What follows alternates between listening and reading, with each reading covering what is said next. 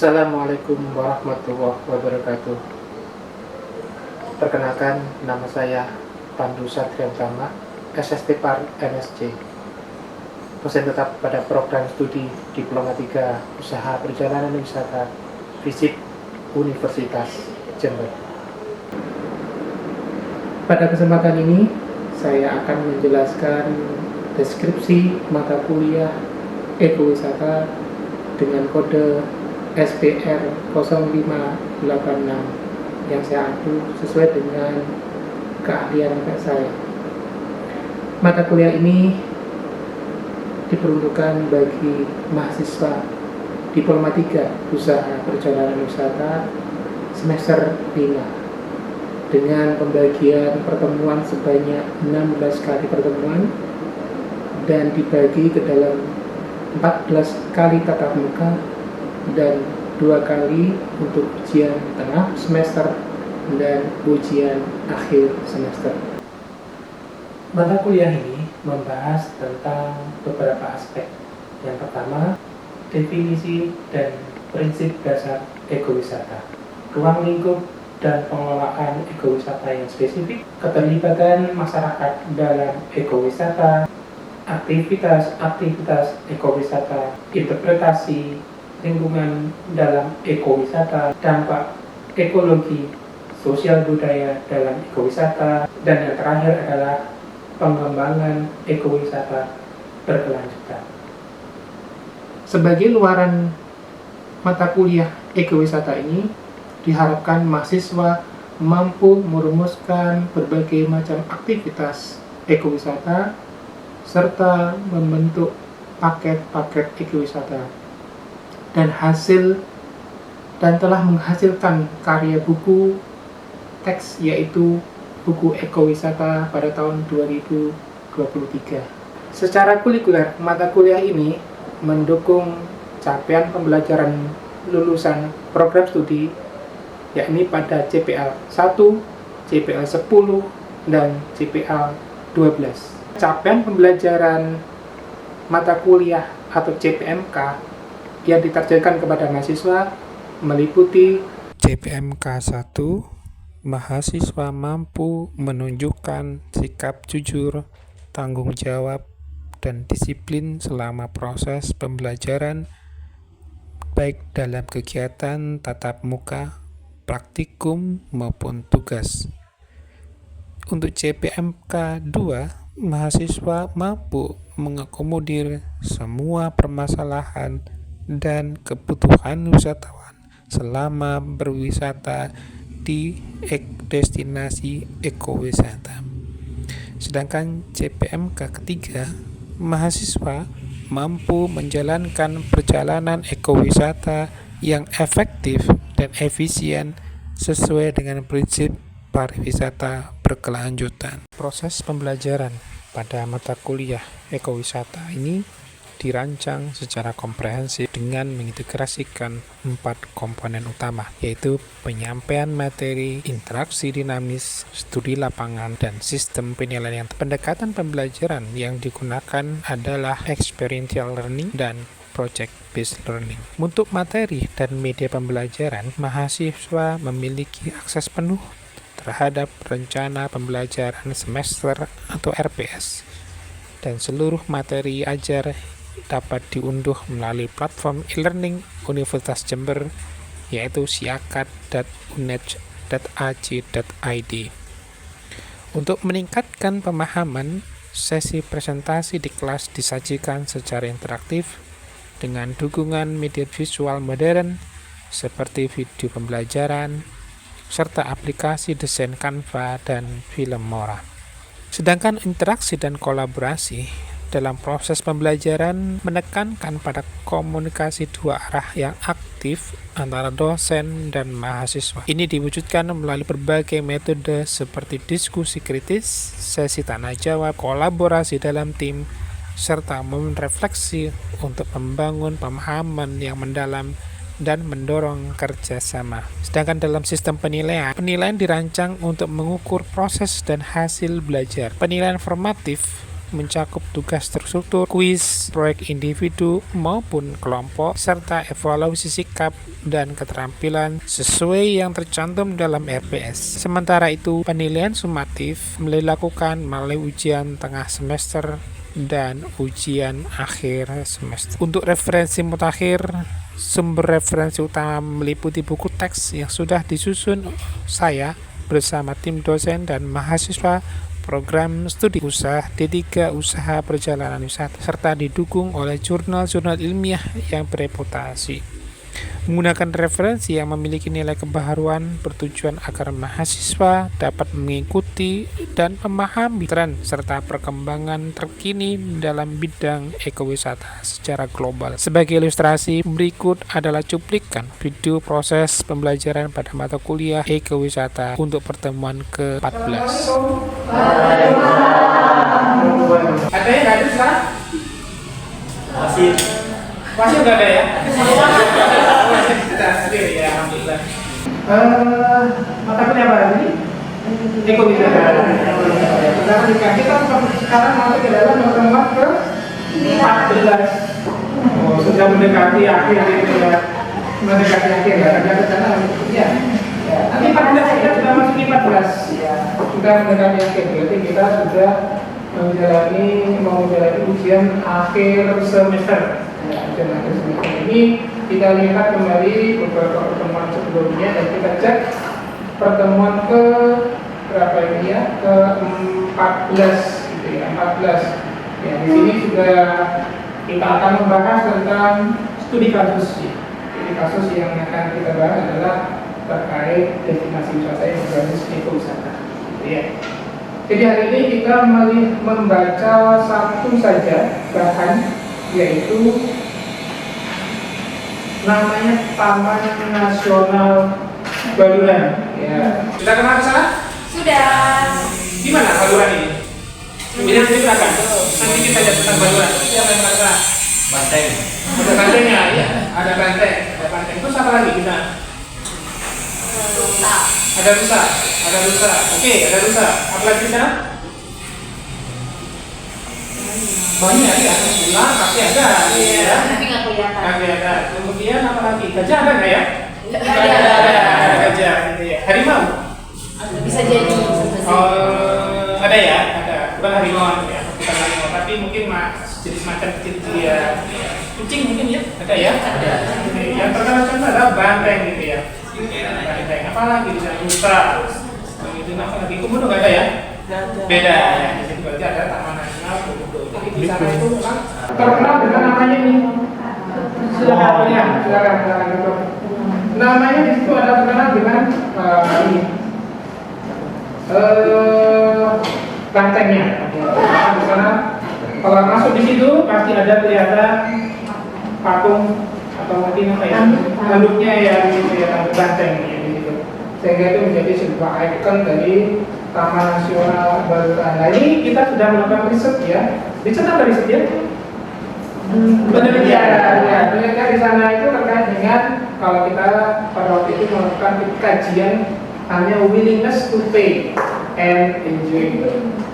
Willingness to pay and enjoy. Apa ya artinya ya? Ketersediaan untuk membayar. Ya, ketersediaan untuk membayar. Kenapa ya?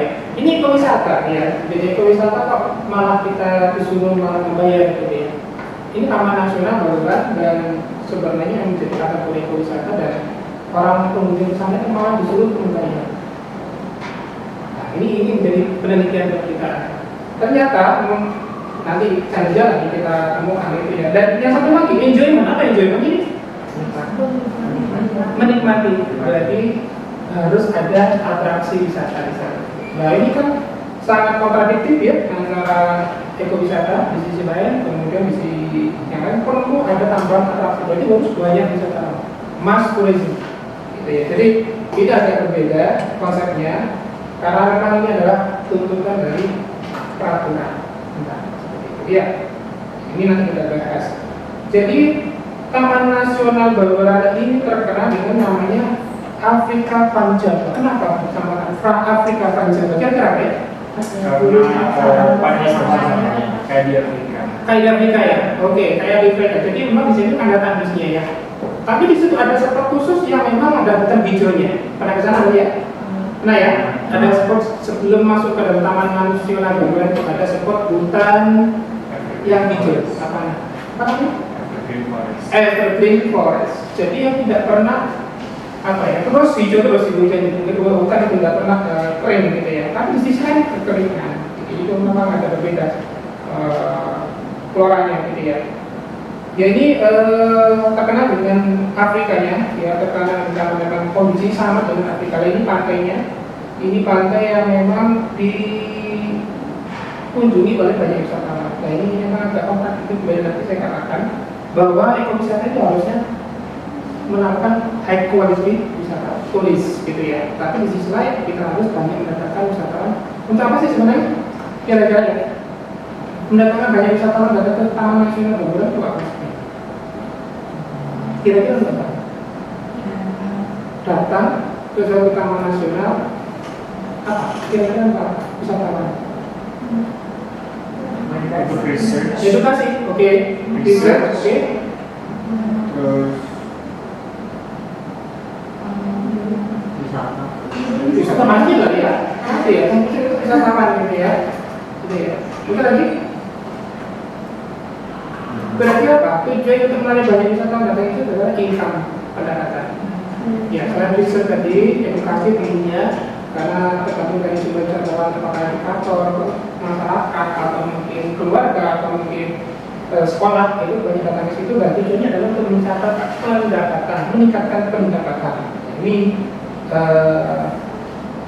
ya ini sangat kita sebenarnya ya akhirnya kan menjadi dampak negatif. Ya, kalau kita bicara dampak negatif dengan wisatawan ini banyak sekali yang memunculkan ya stres dari kawanan ya, beban gitu ya. Kebetulan kan memang pada saat kita melewati Taman Nasional Baluran itu dia melihat dulu ya kerbau itu enggak, tapi di sisi yang berbeda sehingga tidak. Tapi kadang-kadang rusa dan sebagainya itu lewat gitu ya. Rusa itu sangat lewat di jalan, jadi itu sangat membahayakan buat binatang kalau trafiknya terlalu banyak wisatawan yang dalam di situ. Oke, di sini jadi memang kita lebih mengarah kepada ekowisata. Tapi bagaimana ya kalau kita seandainya suatu daerah ekowisata ini dijadikan sebagai kawasan mass tourism? Gimana? Kira-kira ke depan seperti apa? bisa Bisa ya. Bagaimana cara mengatasi, menyingkapi ini? Taman Nasional itu dituntut menjadi sumber pendapatan dibagi dalam bisa kelompok Bapak. dibagi menjadi kelompok. Artinya kawasannya, area jadi ya, jadi area inti gitu ya yang tidak perlu disentuh dan ada area yang mendukungnya itu yang bisa disentuh. Karena nanti ada izin usaha pariwisata di Taman Nasional itu menjadi apa ya sebuah apa ya mungkin paradigma baru sehingga menjadi sesuatu yang kita pikirkan. Kira-kira apa yang nantinya mendatangkan banyak wisatawan dan di sisi lain bagaimana kita konservasi cukup juga. Karena ekowisata adalah tidak hanya di konservasi itu. Oke, ada pertanyaan terkait dengan Taman Nasional Baluran ini yang sudah pernah ke sana khususnya? Ya belum ke sana, mungkin jalan-jalan ke sana ya. Apa ya kira-kira yang menjadi pertanyaan yang bagi yang sudah pernah ke sana? Yang belum pernah ke sana? Banyak ya? Banyak ya? Semua yang belum pernah ke sana ya? Dia kan ke sana gitu, sudah melihat pemandangan alam yang luar biasa di situ ya. Taman Nasional mana yang sudah pernah dilihat di sini? Teman-teman semuanya? Alas Purwo ya? Sudah masuk ke sana ya? Sampai ke pantai ya gitu? Iya. Sampai ke pantai gitu. Nggak lihat ke apa namanya? Binatang-binatang di situ? Pantai. Pantai juga ya? Pantai ya? Kerbau gitu ya? Jadi hampir mirip ya sebenarnya, tapi kan vegetasinya berbeda ya? Tandus sama.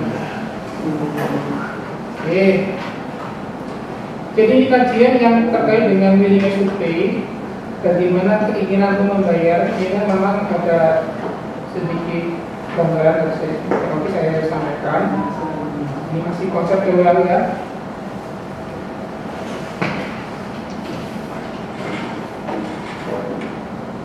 Ya kebetulan kita memang yang kita sasar pada waktu itu adalah wisatawan yang datang ke Taman Nasional Garuda. Jadi yang kita ajukan kuesionernya adalah yang kita ajukan wawancaranya itu juga adalah wisatawan yang datang ke situ. Ya, bagaimana respon mereka apabila tiket masuknya itu ditambah, ya, dinaikkan, gitu ya. Responnya bagaimana? Apakah itu mereka setuju? Tapi di sisi lain pasti ada peningkatan sarana, gitu ya. Yang pernah ke sana kira-kira sarana wisata apa yang sudah tersedia di Taman Nasional Garuda? Apa yang tersedia di sana? Foto. Foto yang Foto. apa sih Bapak? Yang kayak banteng itu ya? Nah, oke. Apa lagi? Sudah pernah masuk sampai ke pantai ya? Sudah, tapi nggak sampai ke pantainya. Nggak sampai ke pantai? Berhenti di sebelum pantainya, di pinggir pantainya. Di pinggir pantai. Jadi nggak Di nyampe. toilet. Oh, di toilet kan nggak sampai ke pantai. Nggak sampai ke Nah, di pantai. dekat toilet itu ada apa saja? Kan ada toilet ya. Ada kantinnya. Ada kantin, gitu ya. Tapi di sana itu setiap jam, saya kurang tahu pastinya jam berapa, antara pagi sampai sore itu listrik itu sengaja dimatikan. Ya. Karena katanya menjaga kawasan kawasan untuk terjaganya hewan-hewan yang ada di sana. Karena Ya. kan beraktivitas kan. Ya. Kalau di jam-jam pagi sampai sore itu, jadinya listrik itu bisa hidup di malam hari. Malam. Iya. Jadi listrik malam hari dimatikan ya? Atau malam dihidupkan? Dihidupkan. Malam dihidupkan ya. Malam hari. Malam hari malam dihidupkan ya. Oke. Berarti kalau dihidupkan malam hari, berarti kan mengganggu konsentrasi. Otomatis seperti itu ya, mengganggu konsentrasi dan itu akan menarik bagi wisatawan. Jadi konsentrasi wisatawan seharusnya dari mulai jam pagi sampai mungkin sore. Kalau malam kena biar untuk hewan, untuk binatang, untuk flora, fauna dan sebagainya. Jadi kalau memang kita bicara konservasi, ada waktu-waktu khusus. Jadi kalau ada listrik di situ, berarti kan bisa 24 jam. Jadi kalau sudah 24 jam, aktivitas dan itu akan semakin banyak orang datang ke sana, otomatis akan mengganggu apa ya? Mungkin ya hewan, waktu tidurnya hewan, waktu anunya seperti jadi berbeda. Gitu. Artinya merubah betul itu seperti itu. Otomatis akan mengganggu ekologi yang ada di sana. Oke, jadi di sana ada potensi namanya savana gitu ya, vegetasi berupa dominan ya. Memang ada rumput di situ. Dan itu rentan sekali untuk kebakaran ya. Rentan sekali untuk kebakaran. Beda dengan yang di Alas Purwo. Alas Purwo itu kan ya hutan gitu ya. Sekarang hujannya cukup besar ya, sehingga cukup aman lah. Curah hujan di sana paling sedikit, paling kecil ya di sana itu. Kalau kita bicara di sana itu memang anak kering ya, akhirnya memang pasti curah hujannya agak sedikit. Kemudian ada hutan musim ya, tadi evergreen ya, evergreen itu juga musim juga. Ada endemik di sana tanaman ini juga. Ya. Ini ada potensi wisata di situ, namanya adalah Batu Hitam. Di situ ada namanya resort. Sudah ada resort di sana ya. Nah, ada resort di sana. Jadi resort di sana itu sudah ada sehingga ini ya dikelola oleh Taman Nasional sendiri. Ya. Nah, tapi ada beberapa resort yang dikelola oleh masyarakat. Ya. Salah satunya adalah Resort Barman, gitu ya. Di Pantai Barman itu ada resort sehingga menjadi sebuah kawasan yang memang digunakan untuk wisatawan. Ada sekolah, di Candibang, perengan gitu ya, pakai perengan gitu ya. Kemudian ada patangan dan camping ground. Ya. Kemudian di situ ada jalan patangan Bekol Dama, ada Pitapol. Ya. Kemudian ada Pitapol Tanah Merah, ada Wahana Pitapol, ada Karangketok, di sisi Cibaras, Res area PTN 9, ya itu ada beberapa. Kemudian ya di situ memang kita karena aksesnya cukup bagus ya, berada di jalur antara Pulau B dan Banyuwangi. Ya. Lalu Banyuwangi jadi memang pasti melewati Taman Nasional. Mungkin untuk rest area juga bagus. Cuma kalau ini kita konsep untuk menjadi wisata secara massal itu akan menjadi masalah. Nah ini grafiknya ya, grafik kunjungan wisatawan di Taman Nasional Baluran. Ya, ternyata apa? Yang paling banyak itu adalah mana ya? Nusantara ini ya. Iya, iya Nusantara ya, Nusantara. Ya mancanegara itu cuma sedikit ya. Tapi kalau bicara Nusantara ini banyak ya. Tapi memang segmennya adalah wisatawan domestik. Ya, wisatawan domestik ini 100.000 lebih. Kalau kita bicara wisatawan mancanegara sekitar 200-an. Jadi memang lebih banyak itu. Dan mereka sebenarnya kalau kita bicara kalau pada saat kita survei di Taman Nasional Baluran itu pada saat ketemu dengan wisatawan mereka kurang suka ya dengan kondisi yang ada di Taman Nasional Baluran. Pada saat itu mereka itu karena ramai tidak suka gitu ya. Dan fasilitasnya memang sangat tinggi karena juga Taman Nasional gitu ya. Jadi nggak bisa banyak. Dan ini tujuan analisis ini adalah untuk kira-kira fasilitas apa yang diperlukan oleh wisatawan asing seperti salah satunya. Oke, kita lanjutkan. Jawabnya ada pertanyaan, silakan. Yuk, ada pertanyaan? Cukup dimengerti. Cukup dimengerti ya. Oke, kita lanjutkan. Ini hasil kajiannya. Ini masalah umur ya. Langsung kita coba lihat di kesimpulan ya. Kita lihat di kesimpulan pembahasan.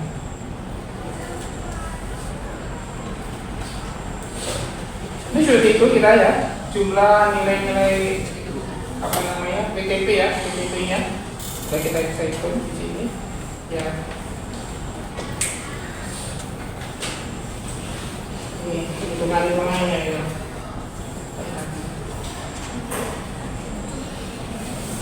Ya, di sini ada kalau tiket masuknya itu 16.000 per orang per hari. Kemudian kalau tiket pada weekday-nya itu 18.500 per orang per hari. Ya, totalnya sekitar itu 20, hitungnya adalah 20 jutaan per hari kalau masih seperti itu. Kemudian kalau respon terhadap produk khusus, di situ ada namanya paket safari night, kemudian ada sunrise atau sunset, ada breakfast picnic, kemudian ada bird watching dan jogging Taman Nasional Baluran. Itu sekitar totalnya PTP-nya adalah 1.700 sekian juta. Ya, seperti itu. Jadi ini rekomendasi karena memang Taman Nasional ini ada bagian dari ekowisata, sehingga harus hati-hati melakukan program. Ya, salah satunya adalah safari night, gitu ya. Safari night itu keliling di Taman Nasional Baluran ini tanpa mengganggu tentunya ya, tanpa mengganggu, berusaha untuk minimalisir ya mengganggu terhadap binatang yang ada di situ. Kemudian ada kegiatan penonton sunrise, sunrise atau sunset, kemudian breakfast, piknik ya, dan ada kegiatan bird watching, jogging di Taman Nasional Baluran ya. Jadi kegiatan-kegiatan yang memang kita batasi sebenarnya. Kemudian nilai suplemennya seperti itu ya, sering kita cukup. Ini adalah kegiatan kita pada saat pendataan ya, pendataan di kawasan. Ini dari berbagai macam elemen, baik itu pengelola yang ada di sana, wisatawan, baik domestik maupun mancanegara. Ini dari kakak tingkat ya, melakukan juga penelitian untuk kita untuk melakukan penelitian itu. Ya, ini tandanya bagus sekali sebenarnya, hijau, seger gitu ya, ada bakonya di sana. Cuma memang ya, akhirnya karena memang Taman Nasional jadi harus sangat terbatas. Itu. Oke, ada pertanyaan? Silakan. Satu kali aja pertanyaan. Ya, silakan. Tadi kan disebutkan kalau pengunjung memang di Taman Nasional Baluran ini banyak sekali pengunjung yang datang, akan tetapi mereka kan merasa kurang puas. Nah, bagaimana, apakah ada langkah-langkah yang harus dilakukan agar mereka itu bisa merasa puas walaupun dalam kondisi ramai? Karena tadi kan juga disebutkan bahwa ekoturisme ini harus bisa mendatangkan banyak orang juga untuk keberlanjutan gitu Pak. Tapi kalau mereka lama-lama merasa nggak puas dengan hal tersebut, menurut saya ini bisa berdampak ke depannya semakin minimnya pengunjung yang datang. Apakah dalam waktu mengatasi tersebut? Ya, jadi fasilitas yang tersedia itu hanya di sini ya. Yang maksudnya memang konsentrasi utama banyak yang ada di sini. di area sekitar KTI. Tapi di sini yang tidak ada hanya satu atau beberapa lalu ya di sini eksekutif jajaran saja, kemudian ada toilet dan parkir area. Dan di situ tidak ada lagi. Ya. Itu memang menjadi permasalahan dan ini adalah. Tapi kenapa ini muncul ini? Saya tunjukkan ya aturan baru. Namanya adalah izin usaha penyediaan sarana wisata alam dan izin usaha penyedia jasa wisata alam. Ya. Ini yang akan kita create. Tapi ya makanya dengan melakukan analisis ini dulu, kira-kira dari setelah selesai analisis ini kita bisa mengusahakan ini usaha apa yang memang cocok yang mendukung wisata yang ada. Karena memang sudah ada aturan. Meskipun ini ekowisata, tetapi ada tuntutan dari pemerintah bahwa Taman Nasional harus berarti salah satu pendukung sektor ekonomi, sehingga dibuatkan aturan izin usaha penyedia sarana wisata alam dan jadi memang harus mungkin dalam konteks ini adalah ekowisata mengalah gitu ya, kita mengalah sehingga kita lebih baik faktor ekonomi kita meningkatkan, begitu ya. Saya pikir sudah cukup untuk perkuliahan hari ini. Terima kasih atas kehadirannya. Semoga selalu diberikan kesehatan semuanya.